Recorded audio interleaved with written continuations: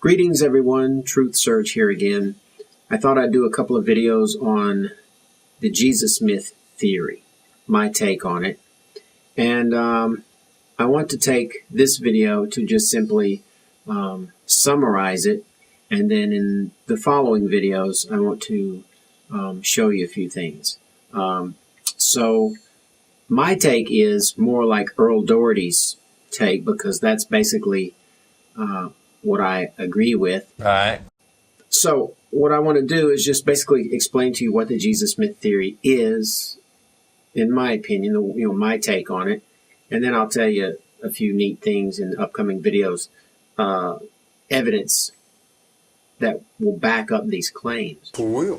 So basically, I know I have a tendency to ramble on and on and on, so I'll try to keep it real short. Basically, the Jesus myth theory says that Jesus never existed as a person, Jesus of Nazareth, the Jesus of the Gospels. Basically, you had two strands of Christianity, the Gospels as we know, but before that, you had the Epistles, the Gospel of Paul, the beliefs of Paul.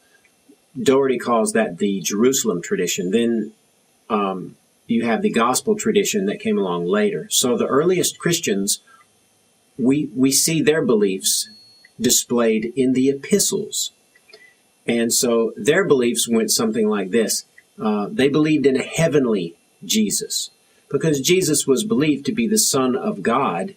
And where else do sons of gods reside but in heaven with their Father?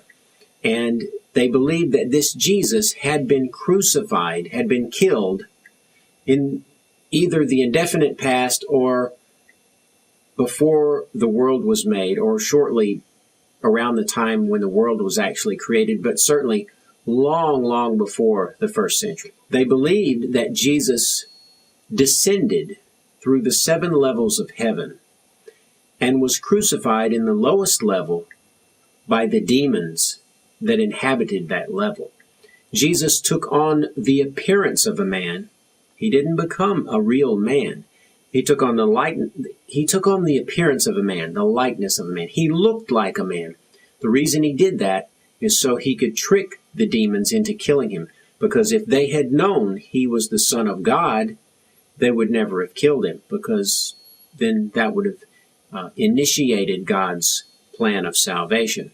So they unwittingly killed the Son of God and thereby sealed their own doom. Because if they had never initiated it in the first place, they could have continued to wreak havoc on the planet. So the demons crucified Jesus in the lowest level of heaven. And this happened long, long, long ago, eons ago, at least in the indefinite past,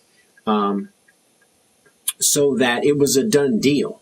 No one knew about that until God started to reveal it to people like Paul, apostles, messengers. God started to reveal all of this that had already taken place to people like Paul from the pages of the Old Testament. Paul and these other early apostles were seeing the Messiah in the pages of the Old Testament. God was revealing Jesus and the salvific act that had been accomplished long ago. Psalms 22, Isaiah 53, and of course the verse, "Today, you are my son, today I have begotten you." Oh, and here's the book by Earl Doherty. Don't know if you can see that. It's called The Jesus Puzzle. You can find this on Amazon.com. It's a good book. If you don't want to spring for the money, whatever it is, $5 for a used copy. He has a website. Just do a Google search for Jesus Puzzle, and most all this stuff is on his website. Now, let me say one thing to lead into the next video, where I'm going to make a bold statement here. I don't know if I've bored everyone away, by rambling so far, but I'm going to make a bold statement. I'm going to show you something in this very next video. I'm going to bet that 99.9% of you have not heard of this, even people who are familiar with the Jesus myth theory. For real. So what I want to do is give you a taste of that now. All right.